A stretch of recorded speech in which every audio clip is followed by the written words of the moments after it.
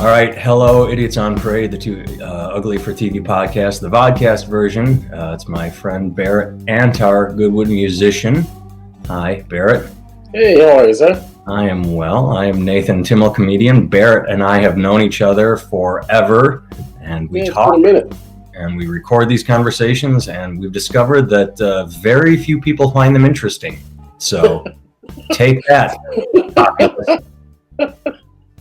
Actually, I just got a text from a friend who saw the one we did about music and wants to have a nice conversation with me, and I thought that was really nice. So I'm going to give him a call on my drive to Jersey today. Tell him to come on. Talk to him about we need more guests, and we do have a guest today that I'm going to bring in. I have good news and bad news. The good news is we have a guest. The neutral news is, you know how I always talk about my dumb high school friends? Uh-oh. Yes.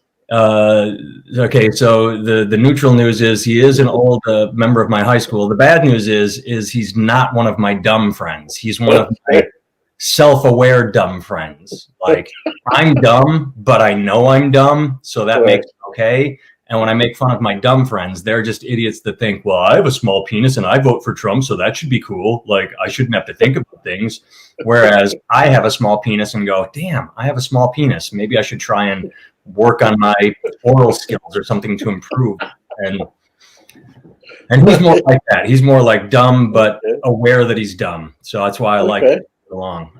Bring him in a second. I wanted to talk to you for a quick second. Yes. Going off what we talked about last week, the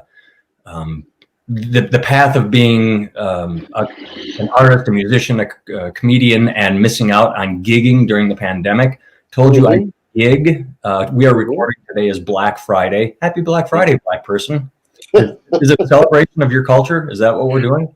Yes, that's exactly what it is. Okay, February wasn't enough, so we wanted to take a day after Thanksgiving. A sort of thumb in the eye of indigenous people here. Not only, I think today's actually Indigenous Peoples Day. I think. No, yesterday's supposed to be there. No, wait.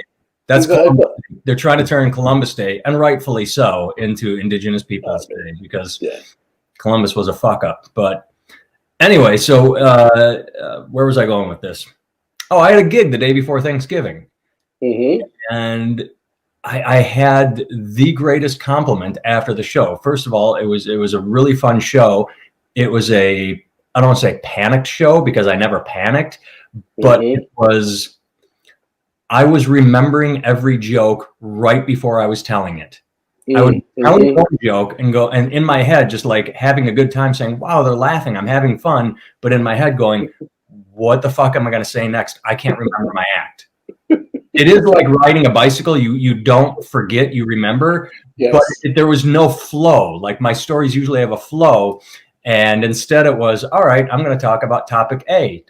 Oh, now, shit, I can't remember what B is. Well, let's talk about topic P. Oh, now I remember F. Let's go back and the audience doesn't know that I'm all over the place. I do. But anyway, after the show, I had a guy come up to me, a grandfather. He must have been in his 70s, he and his wife, and said he really enjoyed my show. And the compliment he paid me was, I think, something you and I talked about. He said, you said on stage a lot of thoughts I have in my head. I heard you say things I have thought, and I thought that was really neat, and I appreciated that.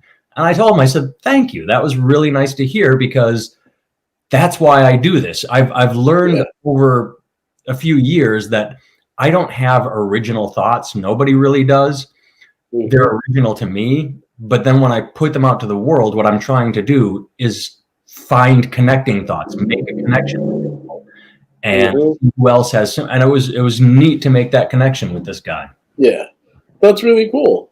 I mean, I think that's great. And I think that's ultimately what we said. I think that, at least for me, the art that I gravitate to most, particularly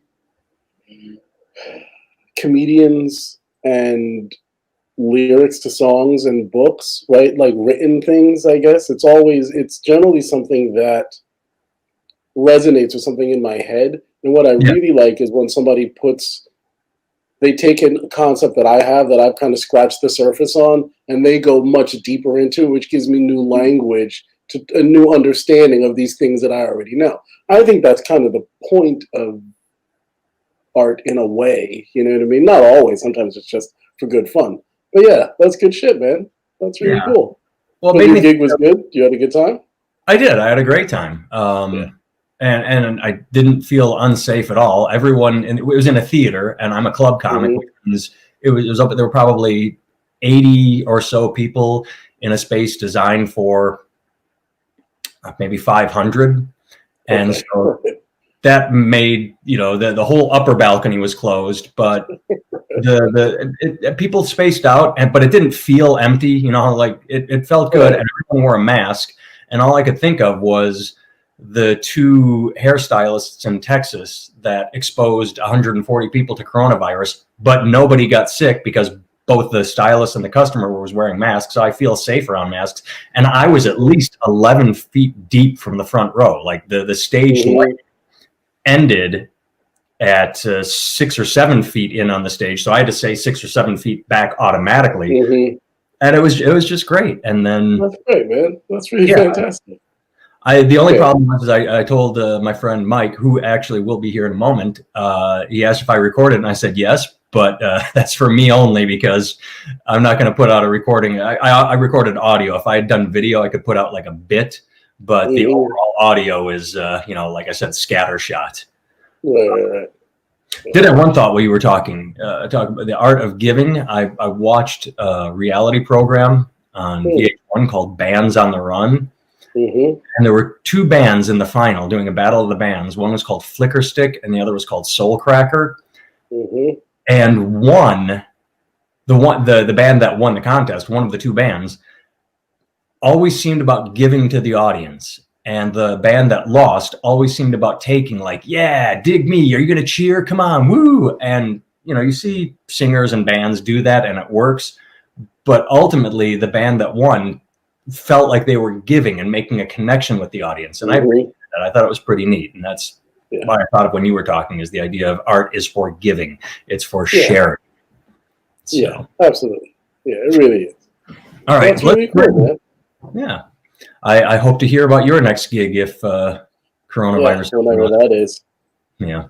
All right. Let's bring in my friend. As I said, this is Mike Dalton is his name. Oh, my mouse shut down there. And he went to high school where I went to high school. Hi, Mike. Hi, guys. Thanks for having me on the Riggs and Murtaugh podcast. I almost unfriended someone on Facebook the other day because they were showing a clip from The Color Purple, which I have never seen. And it was a very violent clip. And I said, wait a second, did something happen that I'm not catching? Or is Murtaugh just an asshole in this movie? And the person said, okay, I had to Google Murtaugh. You're talking about, you know, Glover. And I'm like, you don't have to Google Murtaugh. If Glover is on the screen and I'm saying Murtaugh, that's who that is. I'm sorry, but. I mean, it's definitely not Whoopi Goldberg isn't Murtaugh.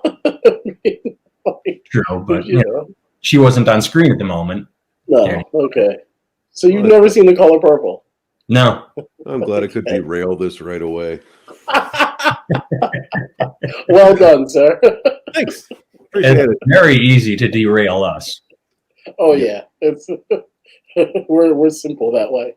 So let's jump in right away. Mike, you and I went to a small town high school in Wisconsin. It was, in a town called Oconomowoc, and I have not been back there since right after graduation. I mean, 2 decades minimum. Technically, you had that gig at Olympia. So right. I was going to say, I drove to the outskirts, sort of what used to be the outskirts of town, but now it was built up all around it. And I thought about driving through town like memory lane, but then I went, no, fuck it. I don't. I want to drive off the interstate to my gig and back to the interstate and out of there. So I didn't really visit anything. When we went there, is it still considered a small town? Because it's built up big. I don't know. It's still relatively small. I mean, the population has gone up a little bit, and there's a lot of wide expansion, like out and around, but I don't know. It's not much different other than they've knocked down a bunch of buildings and put up a lot of giant, ugly condominiums. So. Well, it was whenever there's an election, you hear, actually, you didn't really hear it this time. I just realized that in 2020, you did not hear small town values. You heard it every other election, but this time you didn't. And coming from a small town, I always translated that into, we got ours. If you're different, stay out. No gays, no blacks, no Hispanics, that's what I equated small town values with, because that's what I grew up with, is people that felt and thought that way. Do you still live in Oconomowoc proper, or how close do you live to Oconomowoc? I am right at the southern edge of the city limit. So I mean, I can walk and be out of the city. Okay, but how much has changed since I have been gone? Is it still isolated? Has it expanded? Has it people grown up at all? Yes and no. I mean, it's still pretty much the same as it was before. I think there's a few more people who have, I don't want to say wised up, but it maybe expanded their views a little bit. But yeah, it's still pretty much the same. I mean, it's sort of, and tell me if I'm wrong here, I guess a bedroom community, more for Waukesha and Milwaukee. It's sort of not smack dab in the middle between Madison and Milwaukee. It's closer to Milwaukee. So it was a bedroom community. People would live in Oconomowoc so they wouldn't have to live around the undesirables in the city. They would go in, work in Milwaukee or Waukesha, and then hightail it out to Oconomowoc. It was part of the white flight of the 70s when white people left the cities. Yep. Okay, so that's where that mentality came from. Right. So let's talk about you then. Did you ever consider yourself, or would you have ever considered yourself, looking back, someone that was like, I moved to Oconomowoc already having experienced the world around outside me. So when I got there, I'm like, wow, these motherfuckers are really close-minded and racist and pretty awful. Did you grow up with that mindset and then shift, or early on did you think there's something wrong with the way these people look at the world? A little bit of both. I grew up outside of the actual city, out in the sticks, like out in farm country. So I when I was young, a lot of time was spent alone, reading books, using my imagination, whatever. And I had some. I don't want to call my parents liberal, but my mom was a music teacher and my dad was a farmer. So it was. If you don't call them liberal, could you call them Mitt Romney Republican as opposed to Trump Republican? I kind of feel like I kind of Clinton Democrat as opposed to DOC Democrat. I just remember they were big fans of JFK, not so much with anybody after that. For whatever reason. I mean, they didn't like Nixon. They didn't really care for Gerald Ford, Jimmy Carter. They kind of mocked him, and Reagan, my dad kind of lost his shit. He's like, is that the guy that used to act with the monkey? and so it's not like they weren't serious about politics, but they're just like, man, we just can't get anybody decent in there, right? And so, but I mean, as far as small town values and growing up, a lot of what you were saying, that you just get hammered into you, and for a while, I bought into some of that nonsense. So then, what do you think? I don't want to say converted you, but what opened your eyes? What allowed you to change? Because, and I'll use this as in 2016, a survey showed that the average Trump voter never moved beyond 50 miles from where they were born. So what you just said is that shit gets hammered into you, and then you never go experience the outside world or see differences or other cultures. And so and that's what I find with most of the people I refer to as my dumb high school friends. They just live this very simple blinders on life. And when we talk about anything other than politics, we get along fine. It's just that when we talk politics, this is kind of funny. I'll say this as a swinging dick. I tend to hammer them into place, and then they go away for a little while, and then come back with a new approach. Like they'll say something wrong. I'll show them how it's wrong. So instead of trying to defend it, they'll just disappear. And then a week later, they'll say, "Aha, what about this?" And it's like, okay, that's wrong also. But they never change. They never grow. Right. Yeah. Right. I would say up until maybe, I don't know what, 2005. I was leaning more towards the right than the left, but I don't know what changed for me other than a run of real bad luck. I mean, like with work and whatever else, where suddenly it was just like, oh, hey, this American dream bullshit I'm being sold is bullshit, and then I, start asking questions and talking to different people and doing whatever. And that's, I think, kind of where I started to change my mind a little bit. Like, I can remember thinking to myself, well, I'll get back to that, I think, because I would talk to certain individuals and I would ask them questions. I'm like, why do you believe what you believe? I think, Nathan, you were one of them.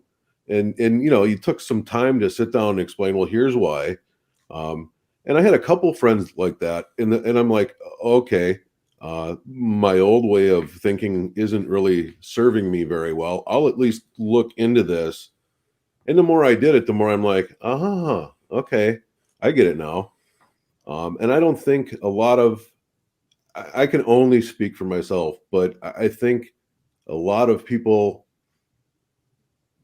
that were similar and maybe still are, just when it comes to something like politics, because this is what I used to do. I would listen to the blurbs, and it's even worse now. It's just all sound bites all the time. But I would listen to stuff like that and think I had a grasp on what was going on. And you don't. I mean, you can't.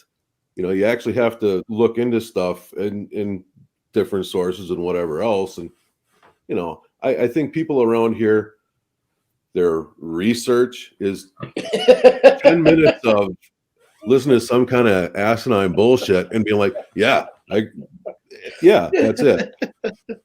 But, I would dive into stuff headlong. And even if it was uncomfortable, I'd be like, well, I'm going to power through this just to see where this other person's coming from.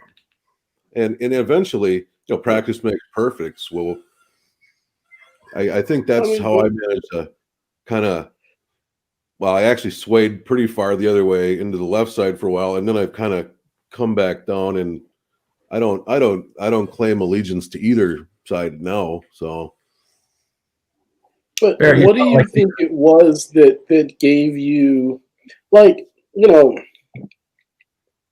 I'll say I've been in lots of small towns, played gigs in lots of small towns, and when I talk to white people, like one of Nathan's friends who's a comedian, like white people, and when I have conversations about race and things like that with some of my white friends, they always go, listen, man, I understand how racist white people are. You should hear the kind of things that they say when black people aren't around, right? Like, and I hear these stories all the time from white people telling me horrible things that other white people say about people who aren't white, right?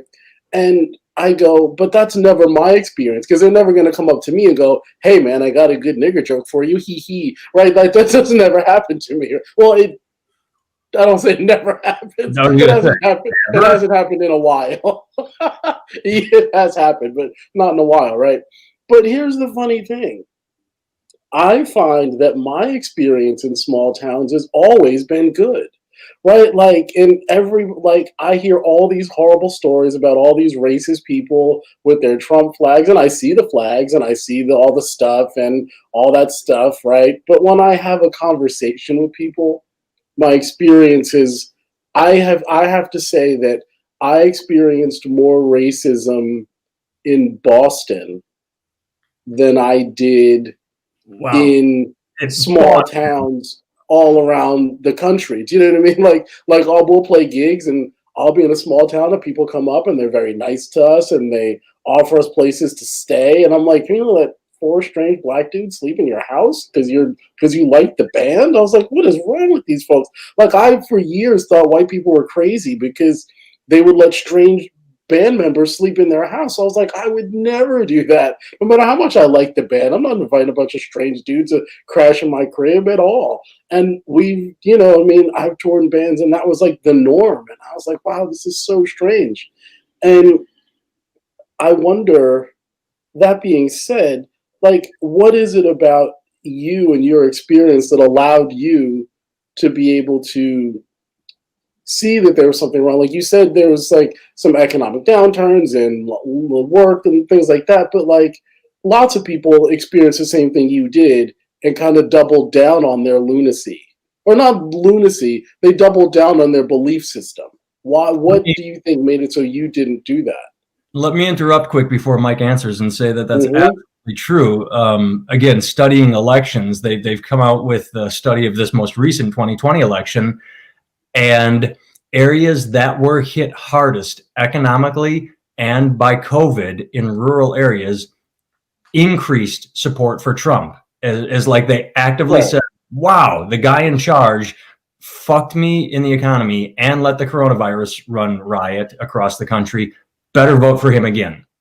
It was the places that were more economically well off and more educated and not so hit by COVID, or that got it under control. The cities that mandated masks and said stay inside, those were the places that went for Biden. But so it is, like you said, places double down. People double down on it's like saying, okay, I've got 20 showing at the blackjack table. Hit me.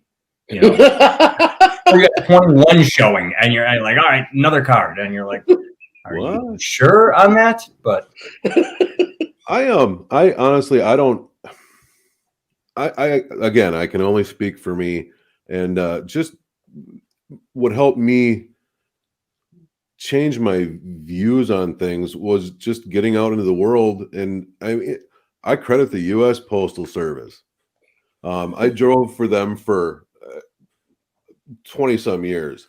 And I mean, you get to see all different kinds of humanity inside the U.S. Postal Service. And it makes everyone's life easier if you go in there and try not to be an asshole to everyone. And so, it just and then I was thinking about this because I figured this question was going to come up. Another thing that got me to kind of, and this really isn't about politics, but more about our different skin tones. I actually developed some pretty strong friendships with guys who have a little bit more melatonin than I do, or whatever that melanin, not melatonin. Melatonin makes you go to sleep. People that were sleepier than you develop friendship. I don't like those. See, there's a great black joke in there about like the itis, right? Anyway, it's black jokes for black people. I'm just thinking of narcolepsy. That's the joke I'm thinking of. Anyway, it sounds silly, but two guys I can think of in particular that and this is going to sound so dumb and ignorant on my part, as it should, but two guys in particular, one of them is really into comic books, and I was like, comic books? Black kids like comic books? Wow. And then don't full screen me, like that's horrible. But the other guy, I'm just playing around with it all. There you go, nice and even. Reverse Oreo. Actually, let me interrupt you quickly. I think, Barrett, have you and I talked about this?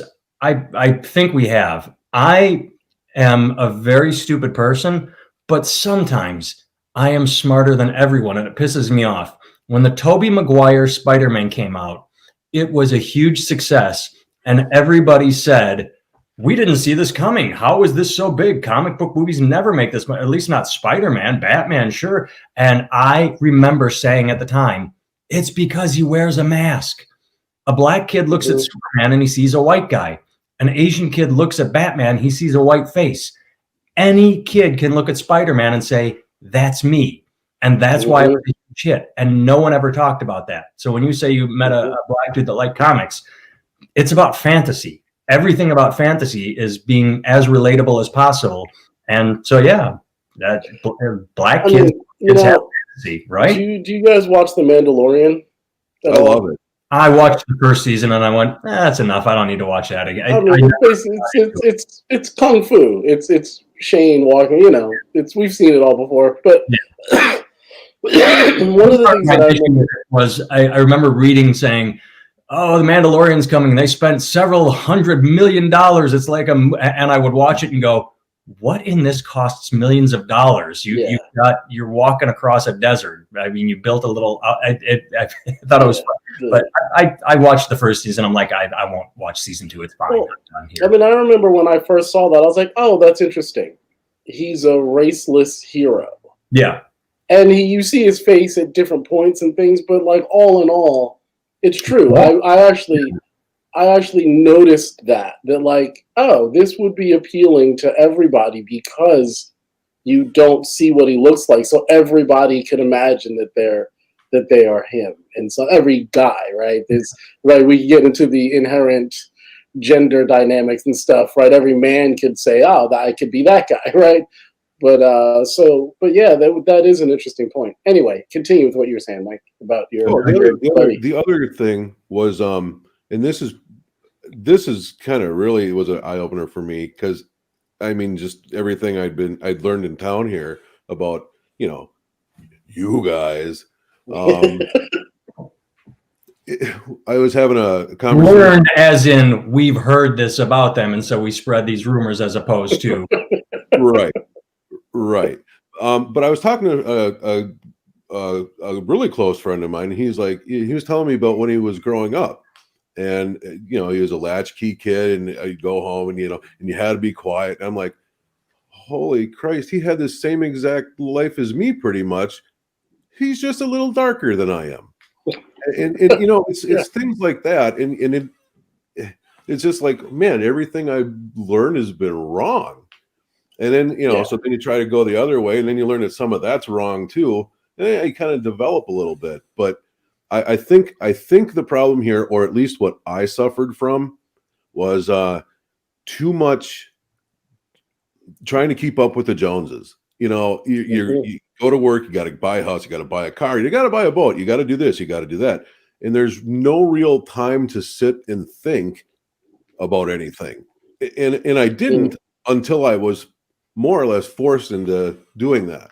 I didn't have a job, and I can't spend all my time online with porn. I mean, you can try. Yeah. I did. I did. Maybe you can't keep doing something to yourself to porn. You can keep watching it. I mean, no, I can't. I mean, well, at first when internet porn was accessible, sure, why not? But now it's like, man, you got to do something really twisted to even get a notice out of me a little bit, because it's like, really, I find myself just watching the same things over with different people, just different women. Like I've never ventured down the path of crazy. To me, it's just like, oh, well, let's just watch the same thing. Yeah, that fills me. That suits me. And maybe it's because Barrett and I had a conversation a while ago where Barrett, I don't know if you remember this. You said you were watching. You noticed that you had started watching like chubby girl porn, and then chubby girls were turning you on because you're like, you can condition yourself to like whatever you want. I'm like, well, I don't need to go down a path of crazy because I don't want to get stuck where I can't release if I haven't, scratched that itch. So I'm just going to stick to the vanilla because that's, train yourself to like it plain and ordinary. Yeah, I train myself to be satisfied with just the not bare minimum, but just nothing. You're funny. Yeah, I suppose that works. Yeah, I mean, I've had funny experiences with that, but all right, no, what were you going to say? Going back to something Mike said about expanding horizons, I discovered something sad about, and I know it's his fault, a wife of someone, because we were out to dinner, and this is years ago, and I don't remember how it happened, but I remember being stunned because I said something along the lines of, wait, you don't treat Glenn Beck like a clown. You actually listen to him. I'm like, are you kidding me? And we had this conversation where I was sort of fascinated, like studying a scientific experiment. I found an idiot in the wild and brought him in, and he's going to talk to me about how people that spew nonsense are believable. So his wife then, over the course of this past year, she would post these idiot stories, and she's a beautiful woman. I love her. She's a nice woman. Post these stories from Fox, and occasionally I'd message her on the side because people don't understand this about me, but I really do know when and when not to start a public fight. People think that I just say whatever I want on Facebook, and it's like, no, I would not go onto her profile and shit start. But after when she would post something that's complete bullshit, I would point it out to her. And over the course of this past year, I noticed, and this was just really depressing to me, she went from posting Fox to, what is it called? One America News Network, OAN, the one that's not news. I mean, people talk about Fox being biased, and that's fine, but One America News is not factual. It is 100% propaganda and bullshit. And I would see it and like, why are you doing this? Why are you going? So there's the difference between Mike and expanding horizons and getting new information, and people who so desperately want to hold on to what they want to believe instead of the truth. And it happens on the left too. I'm not sure. I can't off the top of my head think of the bullshit news like United Democrats, or when they post propaganda too. But the right really caters to the, you are absolutely correct in your anger, hold on to it. And it's just sad to watch that happen. And it happens in these areas more than anywhere else, I believe. Yeah, I have hold on one second. I'm sorry. I have to do something really quick.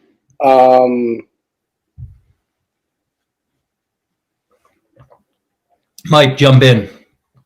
Sure. Okay. All right. There we go. I just had to respond to something really quick that was kind of pressing. Be big or make one of you big. Black Friday, you should make Antar the big screen. All right. So here's what I think. Whoa, that's crazy. Here's what I think. I think that one of the things that people kind of don't see about Trump is what he does in sense of absolving white people of any kind of guilt or shame or anything that they feel about anything that they have done or could do or would do. I don't really believe that shame is a functional tool to teach anybody anything. Like, I really don't. I don't think shame or anger or fear or any of those things are valid teachers for anything, you know, other than children, obviously. But I don't think that those are valid things. But what I do think is a healthy amount of self-reflection. Like when people say things like, you want us to tear down these statues and you want us to do this, and well, I didn't own any slaves and I didn't. And it's like, well, that's true. But and while one doesn't have to feel guilt or shame for something that you personally had nothing to do with, I do believe that there has to be an honest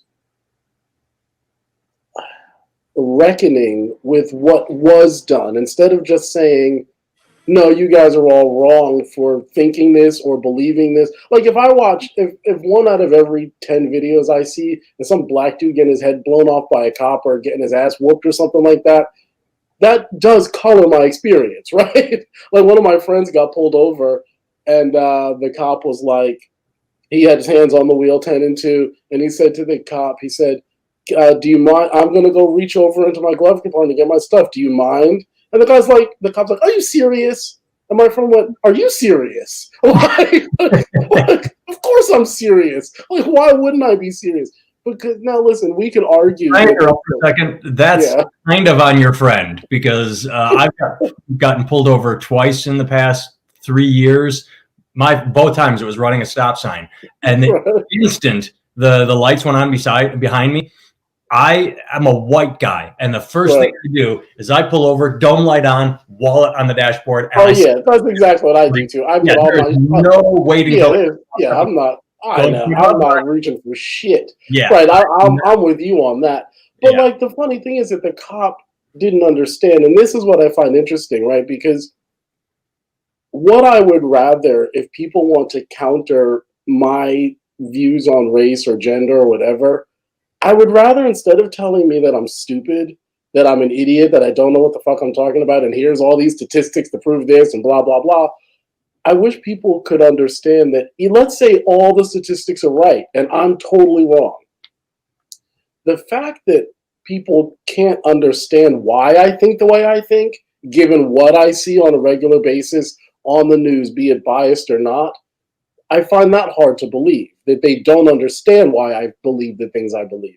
Now, if we take that to what you guys are saying about this the Trump network and all this other stuff, it's like, well, I have this thought that it's not an original thought. Somebody said it the other day, and it really clarified some things for me. I don't know that.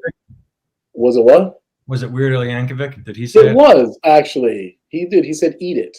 And that really that clarified a lot for me. But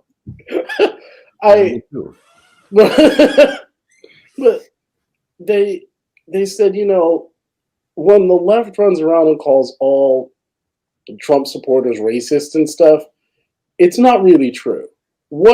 Because what's interesting is, like, you're talking about a small town where you live, right? But if everybody watches the same TV shows and everybody listens to the same radio networks, and the conservatives are buying up small town radios and not changing the logo or anything, just slowly infiltrating their feed into it, so it seems like you're in the local community radio. It's not community radio anymore. It's conservative run community radio, right? But like, if you're like, let's say you work at the post office, right? And you're a Trump supporter, and you go in and your boss is a Trump supporter. He's a cool guy, right? And you go to get your hair cut, and the barber is talking about how he's Republican. And these are all regular people. It's not like, it doesn't just come from the news. It comes from your daily interactions with regular people who are all also normal people who believe these things because they're all getting fed that. Because that's what I'll say about the Republicans. In general, the Conservative Party speaks specifically to white people, whereas the Liberal Party speaks to everybody else. And so there's huge fractures within the left, because everyone's like, it's my turn now. It's my turn. It's like everybody's passing around the oppression ball. Like, my turn now. I want to be the one who says that I've had it the worst. And and it's like, okay, well, we can't just do that. But I do think that there's something to be said for people not being bad people, just being misled. Right? Like, I don't know this network you're talking about. What is it? One America Network? Yeah, OAN, I think it is. One America. I don't know anything about this, but that kind of stuff, to me, that's the problem. Right? I think the problem is that we have a lot of people who are tailoring an argument and justifying the way people feel on one side, and the same thing on the other side. Because if I'm sitting around watching cops beat people, and somebody sent me something the other day of the Proud Boys rioting in D.C., and I'm like, well, that didn't look like a riot. It looked like there was Antifa here and Proud Boys here, and they were fighting. That's what it looked like. It looked like a gang war, like a gang fight between two gangs. That's what it looked like to me. But not just targeting, the rights get to target white people, but they're just, maybe it's because they have such a laser-like focus that they're so good at messaging, where you and I have talked about this. Democrats are horrible at messaging. They say defund the police, and that scares all the white people, and as you said, a lot of black people. And it's just the fraction of the left that wants that. And you and I talked about Bill Maher's new rules the other week, and he said things you and I have verbalized between one another, where Trump not won the majority, but won over more Latino voters in 2020 than he did in 2016. And they asked a Latino representative in the Democrats, like, how do we win you back? And he goes, okay, first of all, stop saying Latinx. That's some dumb bullshit. And it's messaging, because I hear Latinx and I think, what the fuck is this now? And again, I want to use whatever's proper because I don't care. It's not like I'm going to stick to, God damn it, you're colored because that's what we call you as colored people, you know, like, or whatever. I'll use whatever is appropriate, but don't change it for the sake of changing it. Change it because it was wrong, not because Latino was offensive. Latino was never offensive.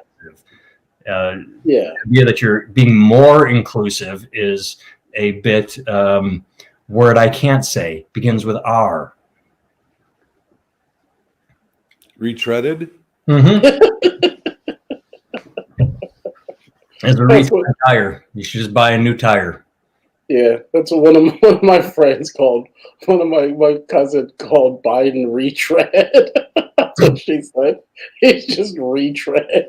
I thought that was pretty funny. Oh, man. Yeah, I mean, I will say, here's what we always get to this point whenever we talk about race and all this stuff.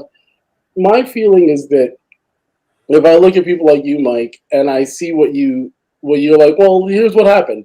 I met some people.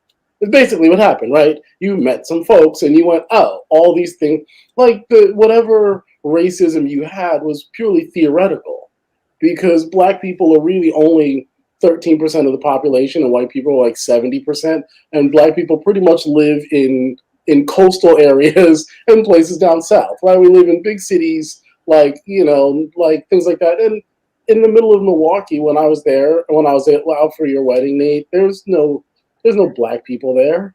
Like, I didn't see any black people. There are black people. When you visited me in Milwaukee. In Milwaukee, right? I saw black people in Milwaukee. When I came to Iowa, I was like, yeah, there's no black people out here.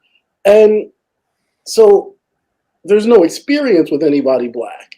So your only real reference for black people is media, right? It's the news, the music, and movies. And if you watch movies, even the liberal movies are somehow just covered in just stereotypes.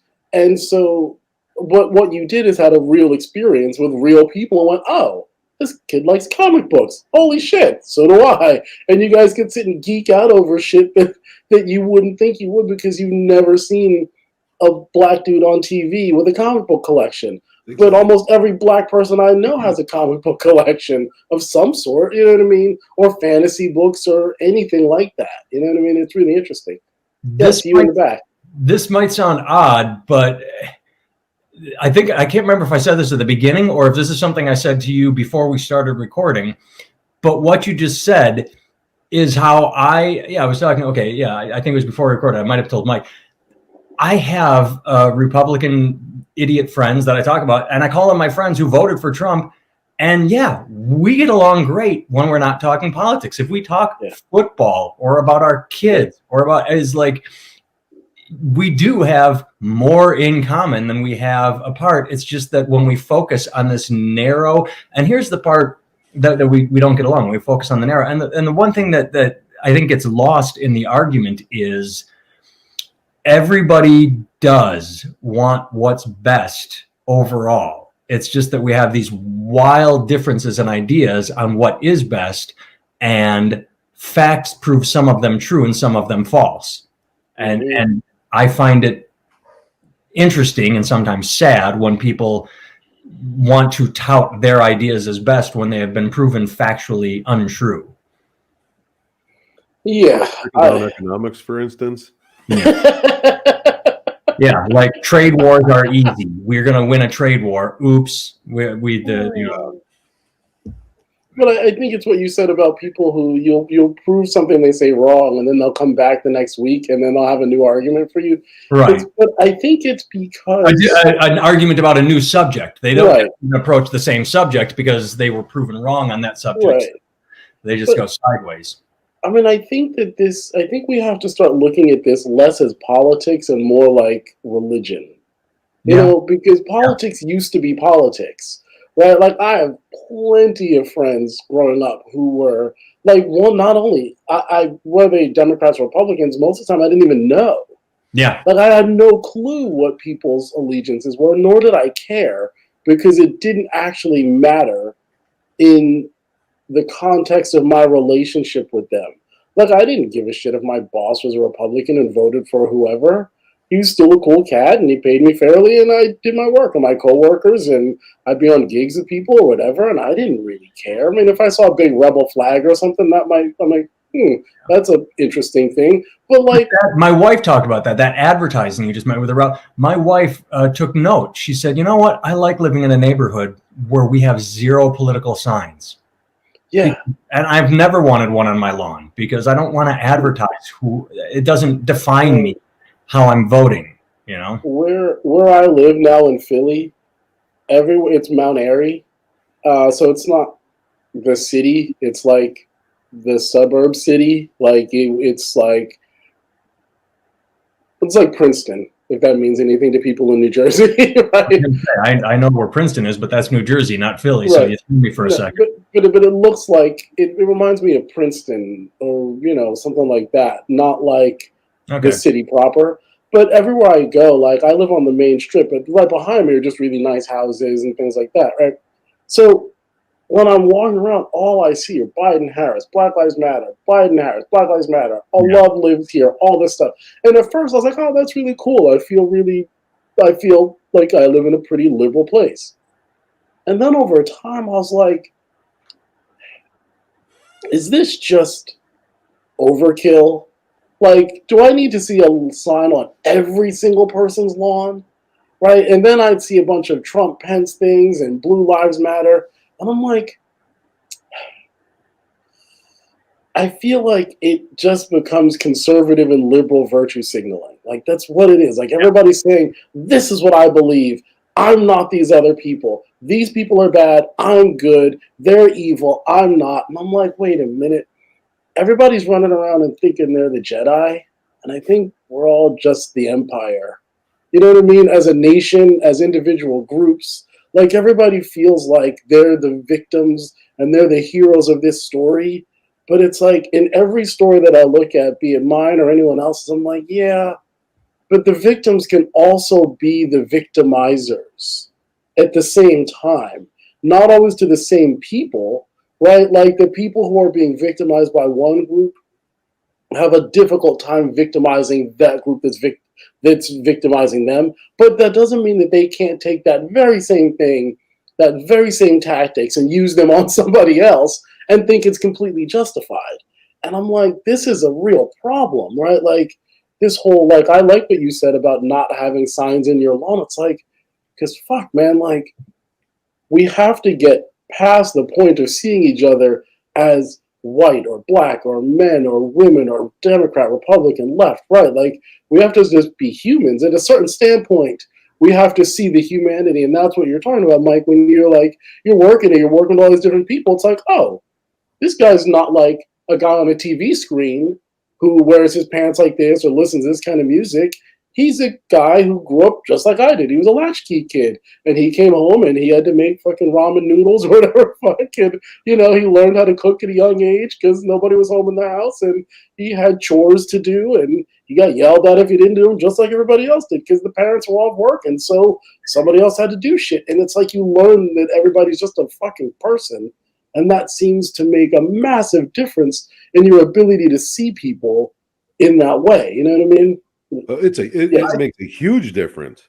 I can't remember his name. I really can't because I would love to give credit where credit is due.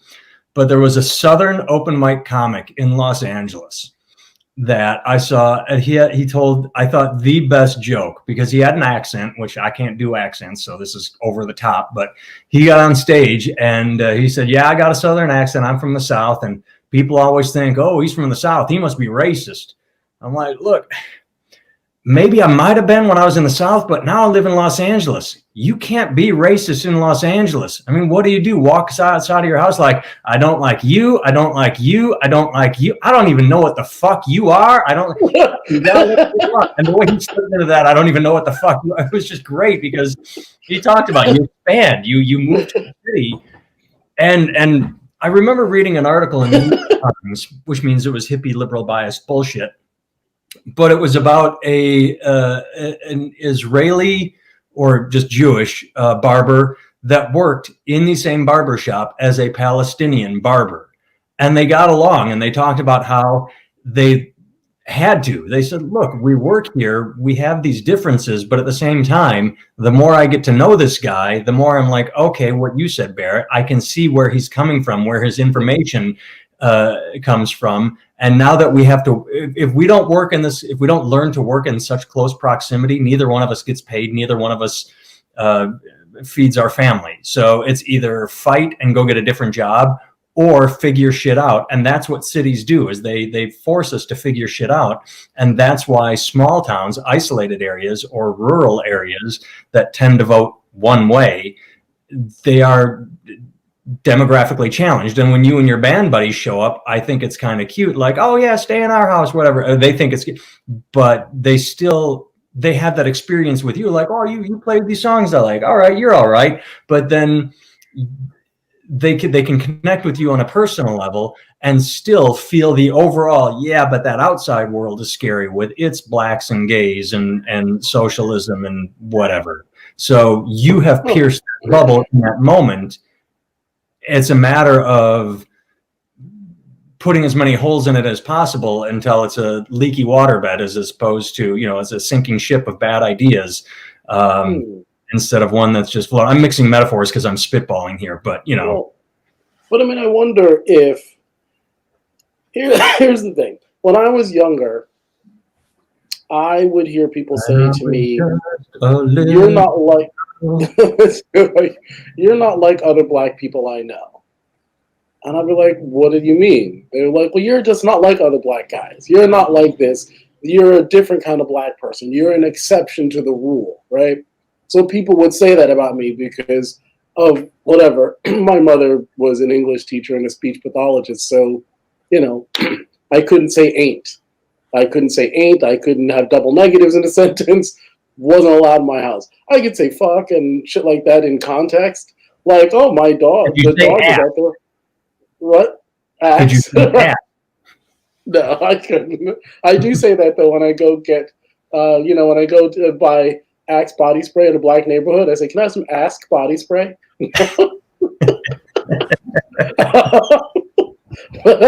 but so I find that when that was when I was younger. Now I find when I meet people, what they'll say is, "Wow, you people you're not like what I thought you would be like." And so it's like, I feel like as much as we're more polarized now, when people meet me, they don't assume I'm an exception to the rule. They assume I'm more indicative of what more black people are like me.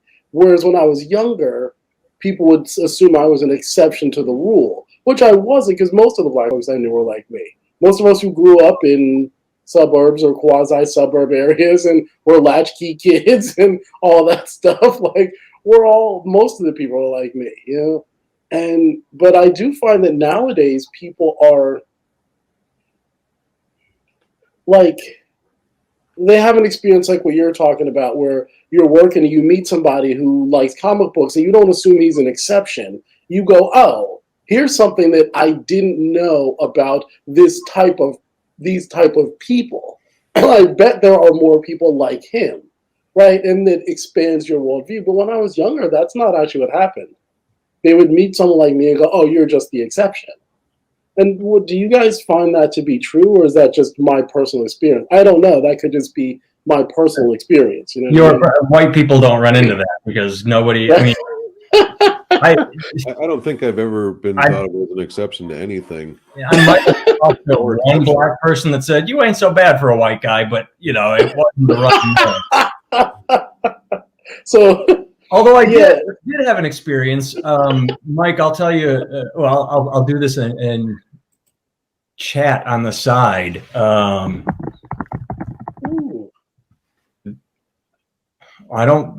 guess it didn't work. I wasn't posting on YouTube. I was trying to chat to you guys. Let's try it one more time. Oh, here we go. Chat privately with your guest. This person went to college. She was a couple of years behind us in high school, I think. And she ended up going to college where I went to college and ended up moving into the same apartment building I did at one point. And we were talking, and I can't remember how it came up, but she talked about how black people hated white people. And she said she bumped into, or she was hanging out at a bar and got to talking to a black guy who confirmed that for her. And he's like, I don't really like white people, but you're okay. And she said, see, I knew it. Black people don't like white people. And I'm trying to talk to her saying, so you're basing your entire experience coming from a small town where there was one black guy, and you're having it with a conversation you had with one black guy in Milwaukee. You have no experiences, but you're like, black people do not like white people. And it was just interesting that I can't remember what you said that made me think of this story, but the reinforcement of you ain't so bad for a white guy. But yeah, I'd never had that experience. So I thought it was interesting when she did, where she said she discovered this, that, yeah, black guy told me the secret that nobody likes white people. And I mean, listen, wrong, but what do I know? I'm not black. Right? White folks don't even like white people. So really, Yeah. I mean, when white people get shot by cops, nobody cares. White people don't give a shit when bad things happen to white folks. They don't care at all. Everybody. What did you say? Were there 77% as us or 70%? So Right. Something like that. Right. That's funny. I mean, when one of the 13% gets shot, you notice. When one of the 70% gets shot, there's another one waiting in line to take. I think the ultimate problem, and again, what do I know about white people? But it seems to me that the real problem that white people have, aside from just being white, right? No, I think what happens is that, like, I'll show you my credit score, motherfucker. What is that? I'll show you my credit score, fucker. That's right. Mine's pretty good these days. But like, I feel like when white people come here from other nations, other places, they lose their identity and become white, right? Like, you fall under the umbrella of whiteness. So if you're Irish or you're from Romania or from any place, right? Whatever place you're from, when you land here, you just become white, and it erases your culture.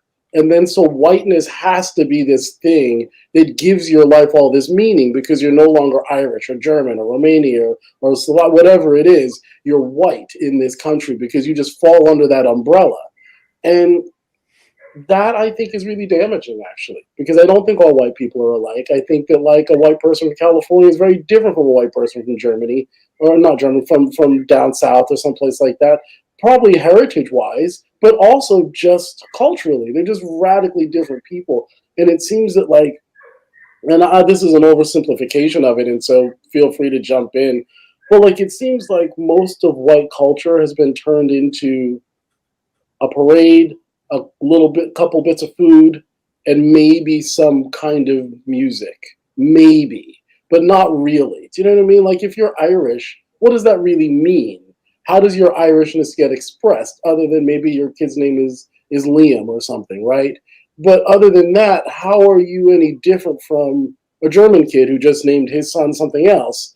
Right, you know what I mean? Like there's no differentiation, even though all white people are radically different from each other. Culturally speaking, they're not all the same. They're lumped into one huge category, and I think that's a real problem. I can't really speak to it fully because I'm not a white guy, but because as a black person, I think most of the black people come from a certain part of Africa, right? Like Northern Africa, I believe, or Western. Don't quote me on this, but we come not Northern. That's up. So, but like where it would be, I feel like if I talk to a Jamaican person or a person from Guyana or a person who's from Zambia or Nigeria who's not African American, they don't see themselves as black. That's a uniquely American thing. This whole race thing is uniquely American. In other places, I'm not a black dude. I'm an American. And if we all are hanging out together, we're three Americans. That's how they see us. If we're in the middle of France somewhere, Like this whole idea that like when people say like, I got into a conversation with somebody at a party, and she was like, my daughter is married to a black guy, and they live in Germany. And I'm like, where's he from? She's like, Senegal. I'm like, he's not black. He's Senegalese. Yeah. It's not. And she goes, and my daughter is from here. The woman was white. Her daughter's biracial. And she said, my daughter's out marching for Black Lives Matter, and her husband didn't want to go with her. He's black. Why didn't he want to come? Because he's not black. He's Senegalese. Like, this doesn't mean it. The whole idea of Black Lives Matter doesn't mean anything to him. She goes, but he's black. And I'm like, he's not. He, in Americans, and when he lands here, yeah, he's a black guy. But everywhere else in the world, he's Senegalese, right? And I'm like, there is something about the way we see race here that is divisive and confining in a weird way. Does that make sense? I'm not articulating it well, but you know what I mean? Like we've lumped everybody into categories. You're black or you're white, and now you can be brown or yellow, right? But when we were growing up, it was black and white. There's only two kinds of people: black people and white people. And then you know what I mean? That was it. There was nobody else, right? And that's not really true because we have a huge amount of diversity within the black community to a degree and a huge amount of diversity in the white community to a degree, right? Even though we might all get treated the same, it's not really culturally true. Does that make sense? Again, I'm articulating it really badly. No, you do. I don't have a response because you're making my head hurt because I mean, this is cheap, and I apologize, but the only thing I can relate it to is over the past 4 years, and I can't go past 4 years because I think it's a new phenomenon where I have at times, and I'm not bothered by it, I'm mildly annoyed, but it's also like, okay, if this is the cross I have to bear, oh, poor me, you know, this is the worst thing that I'm ever having to deal with as a white guy. But in the past 4 years, I have on occasion been defined as a white guy, therefore Trump supporter, racist, whatever. That hasn't happened often, but there have been a couple people like, oh, you and your white privilege. I'm like, really? Me and my poor white trash upbringing that had okay, whatever. You know, like it's water off a duck's back, but I am now the enemy in a way. And I'm like, all right, well, if that's what I have to live with just by, you know, others have lived through worse their whole lives. So if in the past 4 years I've been made out to be the enemy, not much I can do about it. Yeah. I mean, it is interesting though, because like when white people say, I hear white guys say this a lot, we're being persecuted, right? There's all this racism going on towards white people now. And I'm like, they're not wrong, right? Like there is like, and this is, you and I have talked about this before, Nate, like, you can't dismantle the master's house with the master's tools, right? And if we've all learned this really shitty way of being with each other, we need new information because and again, I could be misquoting this because I didn't see this. I heard this from people criticizing it. Like if AOC is running around saying we need to keep lists of people and show these people, and when whatever, these people who are Republicans who didn't listen to us and stuff, and we got to come after them. I'm like, okay, that's not going to solve anything. No, I didn't hear her say it. I don't know how she said it. I don't know the context. But if it was presented fairly in the way I heard it, that's a problem. Because we can't start putting armbands on Republicans and act like that's okay. Do you know what I mean? Like we can't, you know what I mean? And we can't keep crucifying people for shit they did 25 years ago. That's not okay either. Do you know what I mean? Like we have to come to some point of like humanity, and seeing each other. But I don't think we have the tools. Like it's like having a problem in my personal life. Like before I got my finances together, which together is a loose word, right? But like before you sold the house and had a bunch of money put in your hands. Right, exactly. But like no, but even then, like I've been getting my credit score straightened out because I've made a mockery of my credit score. It was like it was a joke. I was like, good Lord, this is fucking nonsense. But I couldn't. I bet you I could kill you on that. Right.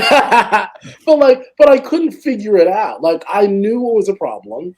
I knew I needed to do something about it, and everything I tried didn't work because I literally didn't have the tools. So like I had to go online, call up all my friends who had good scores and new stuff. Not Nathan, because he would just make fun of me and make jokes about me on stage.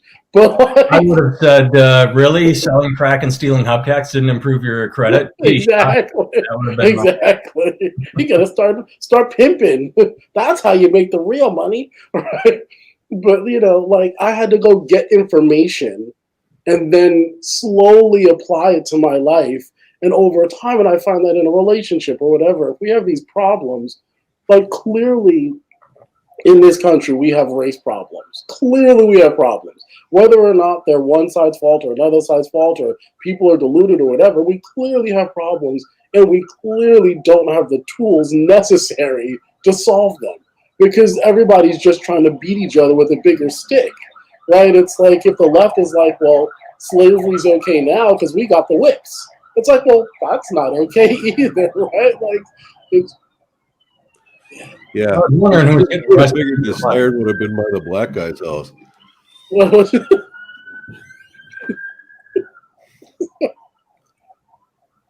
Yeah, wow. Some shit going on out there. Look out the blinds; they'll come after you. Yeah. Hold on. After I say, don't look out the blinds. There you go. Talking to two No, white I guys think to take care of them. No, that's cops. I thought it was fire, but it's cops and fire and an ambulance. But Well, that means it's like a heart attack or something. They always yeah, it also looks like a bit of a motorcade. Yeah. But I don't know why they'd be coming on this road.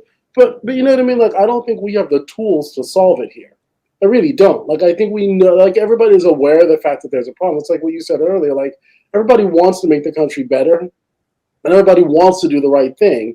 But we all have different ideas of what that is. But even within those ideas, I haven't seen anybody bring forth an idea to solve it that actually doesn't involve beating somebody else over the head or negating somebody else's experience. But I haven't seen a single thing that has done that, you know? You said beating someone over the head, and I was going to wait. I have an idea, and then you said negating someone else's experience. I'm like, okay, I don't have an idea. I could solve everything right now, and we should start wrapping it up because we're over an hour, and people are going to be like, okay, come on, fuckers. But here's my plan for the future. Ready, everyone? Mm-hmm. Let it the fuck go. Moving on. No matter what it was, let it go. Today's today. Move forward. Here we go. That was yesterday. I mean, that's some therapists say that, and I'm not trying to negate anyone's experience, but I think I said it once before, which is instead of punishing for the past, acknowledge the past and then move forward. So it's still moving forward, but we keep getting wrapped up in but okay, now you, and like you said, now you must suffer, or now it's your turn to suffer. How about acknowledge and move forward? Acknowledge and move forward. I mean, I think that the acknowledgement will be, I mean, we need like some kind of truth and reconciliation thing here in this country. But I think what it also comes down to is the idea of fault versus responsibility, right? Like, let's say,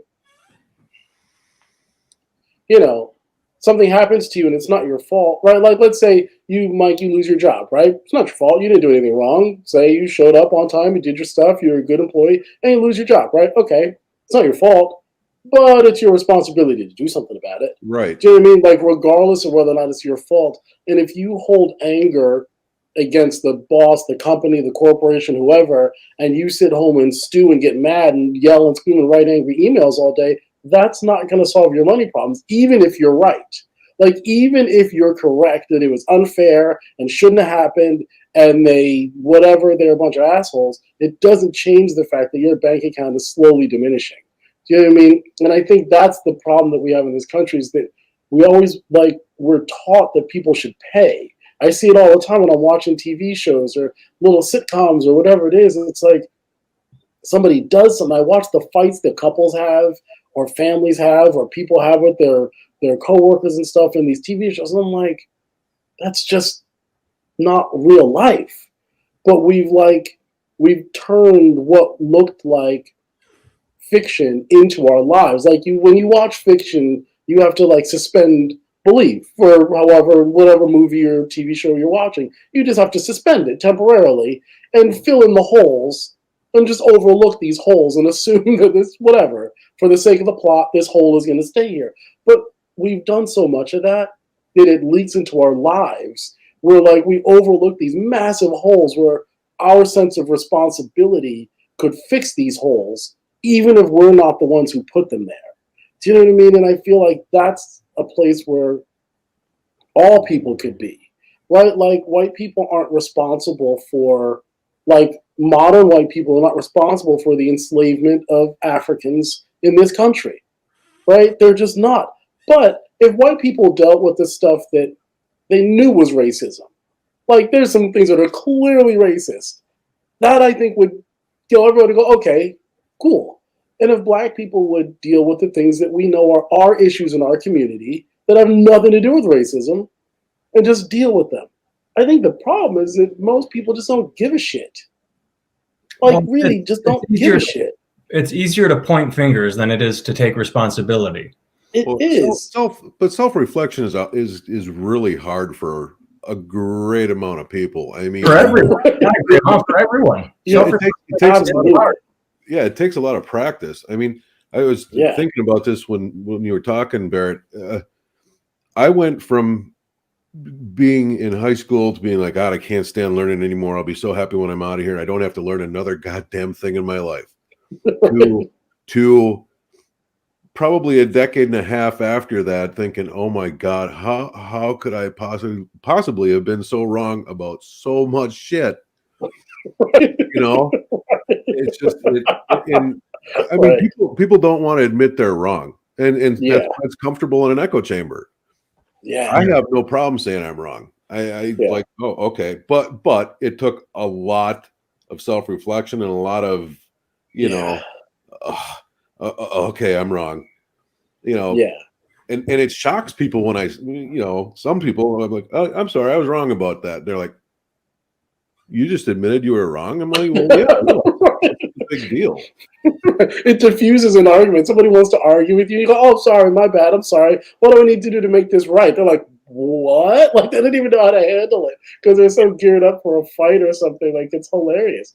No, it's true. I think seeing ourselves objectively is arguably the hardest thing that we can do. And if we don't trust anybody, like we're taught not to trust anybody and we can't see ourselves objectively, that puts us in a pretty shitty position. You know what I mean? Like we can't, like who do you trust, right? So yeah, interesting shit, man. I think it's a good way to close this by sort of saying that's a good statement is the more objectively you can see yourself and the more you're willing to admit you are wrong. I mean, but not wrong for the sake of wrong. I could go down another path with something. I mean, misinformed, you know, some things aren't wrong. They just the thoughts need to be evolved. Yeah, that's all. Like when you said you got out of high school, you didn't want to learn anything. It's like, well, your thoughts might not have been wrong in high school. In high school, they might have been appropriate, but in the real world, you can't live by high school rules. So you know what I mean? Like your thoughts have to evolve, even if they don't change. They have to evolve with your age and your social situation, you know? Yeah, it's interesting shit. All right. Well, Mark, I don't know. I'll do it in this order because I know that I can say, hey, everybody, antargoodwin.com, and because he is the musical director of the Katie Henry Band, katiehenrymusic.com. Visit those websites. I can also say I am at nathantimmel.com, and you can find me on YouTube. You can find my albums on Spotify and Apple Music. You can stream them. You can find my books on Amazon. And here we go. Mike, years ago, you used to keep a blog. Do you promote anything these days? Have you written? I used to I stopped. I feel not guilty, but I used to hammer at you like, hey, when are you going to be writing again? And I am trying to write. I had some neck surgery a while back, and my fingers don't work like they used to. So the typing is slow and painful more than the thinking about what I'm going to write. It actually hurts more to. So this is Barrett's and your personal responsibility. I have the new updated Microsoft Word, and holy shit, the dictate function is better than speech to text. You sit down in front of your computer and like talk, and fucking Microsoft Word puts it into place for you. Do you have a website I can throw up or anything? Or yeah, I will shoot you the address, but I'm trying to do a video podcast of my own that I'm kind of retooling because I'm not happy with what it looked like, but it's the Rhodes Scholar video podcast on YouTube, and I'll get you a link to throw up there. Okay, I'll put it back up. I'll throw it when you were speaking a second ago. So, all right. Yeah, nice to meet you, Mike. Nice to meet you too. Do I call you Barrett or Antar or Goodwin or either is fine, you know. I think we mentioned that once. Is everyone calls him Antar, but me and his sister, because he said, "Oh, I'm Barrett Antar Goodwin," and I just went with the first name. And then I met all his friends, and they call him Antar. I'm like, well, you know, when I got to college, they put your name on your door so you know which one is yours. And my first name is Barrett, and my middle name is Antar. And so people started calling me Barrett, and I was like, let me give it a shot. Let me just see how this. I've been Antar for 18 years. Let me try this Barrett thing for a half a second.